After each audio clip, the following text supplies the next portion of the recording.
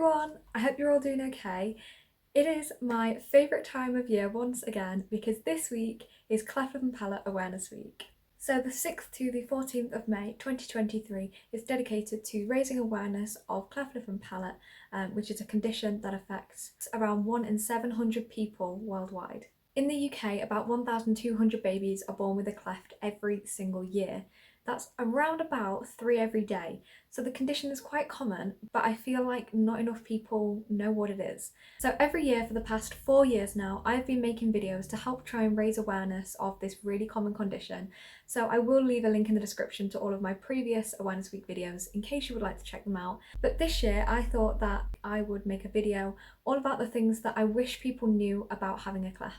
In previous videos, I've talked a lot about what a cleft is, how it affects you, what the cleft journey looks like in a nutshell, so I would really recommend going and watching that. To clarify quickly before I start the video, in case you haven't seen any of my other Awareness Week videos, then a cleft is basically just a gap, and it occurs when the baby's face doesn't form properly when it's growing in the womb, and it could cause gaps just in the lip or in the palate or both, and this in turn can impact quite a lot of aspects of your life. So the first thing that I wish people knew about having a cleft is that every cleft is different. It's not something that you can easily stereotype because it affects people in so many different ways. There's lots of different types of cleft, so you can have a unilateral, which means one-sided, bilateral, two-sided. It can be complete, which means it goes all the way, the gaps go all the way through to the nose, or even incomplete, meaning that it's just a little notch in the lip. And it can affect just the lip, or it can also affect the palate. So as you can see, there is such a wide variety of clefts, and so it just affects everybody differently. Despite these differences, everyone with a cleft is a valid member of the community. Another thing that I wish people knew about having a cleft is that it's not something to be ashamed of, so don't automatically assume that a person with a cleft is going to be ashamed of it. Of course, this does all depend on where you are within the self-acceptance and self-love journey, but I don't think it's fair for people to start assuming that everyone with a cleft is going to be ashamed of it, because over time, people do learn to love their cleft, and that's definitely been the case for me. Although at first it was kind of difficult to get my head around the reason that I was different and other people weren't. Now I'm in a place where I wouldn't change it for the world, and I love having a cleft, so it's certainly not something that I'm ashamed of. Like I said, everyone will be at different stages within their self-love journey, and it's completely okay if you do have a cleft and it is something you're feeling quite self-conscious about.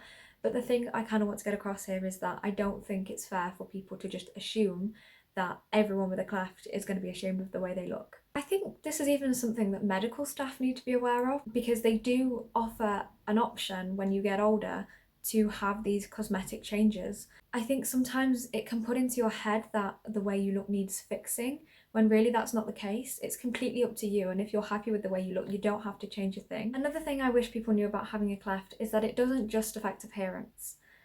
At first glance, if you meet someone with a cleft, particularly in the lip, then you are going to think, okay, yeah, this condition does make you look different, but there's also so many other aspects to it that can make it quite challenging for people who live with a cleft. But in a nutshell, the cleft journey consists of speech, hearing, dental work, bullying, surgery, I can't even think of everything off the top of my head, but basically it's not just a scar or the way you look. It just affects so many different things. And I guess this really nicely leads on to the next point that I wanted to say, which is that clefts can have just as big an emotional impact as they can physical.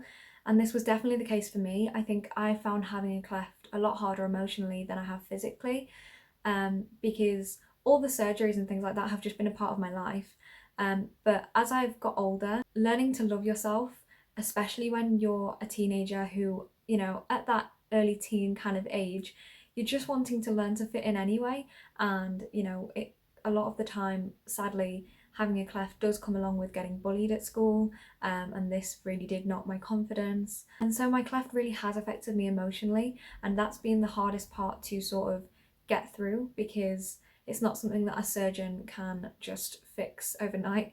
It's something that actually takes quite a lot of years of work, and I'm only just now in a position where I feel completely happy with the way I am, and it's been a very long journey to get here. So I do think it's really important to acknowledge that although clefts are a physical condition, they do bring along a big emotional side to it as well. The next thing I want people to realise is quite simple, but I do think it's often overlooked, and it's that people with clefts are just like anyone else. Even though we are different and these differences are a part of us, it doesn't define who we are. We can still have dreams and ambitions in life, things that we enjoy doing, things that we don't enjoy.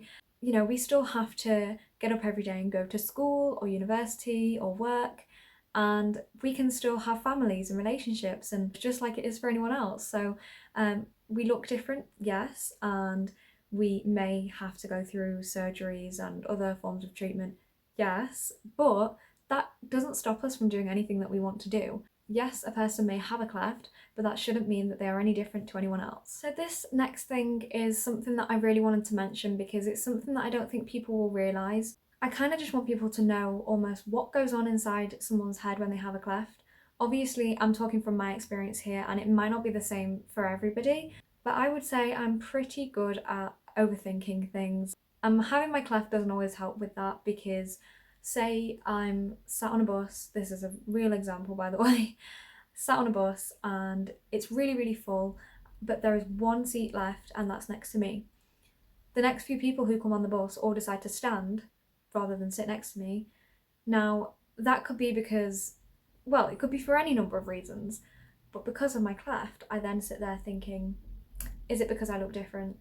What sort of idea do they have of me in their head?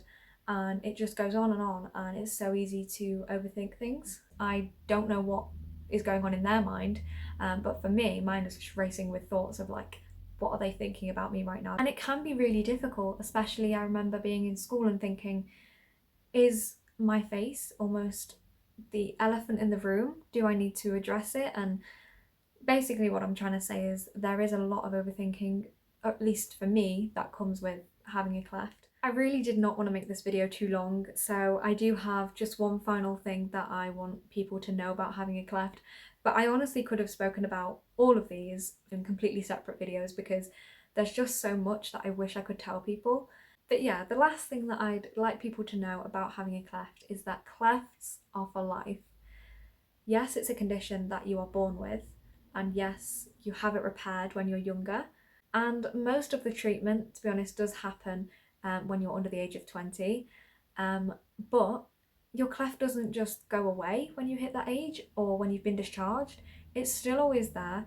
And no matter how much surgery you do have, you're still always going to be different, and there might still be things that you struggle with.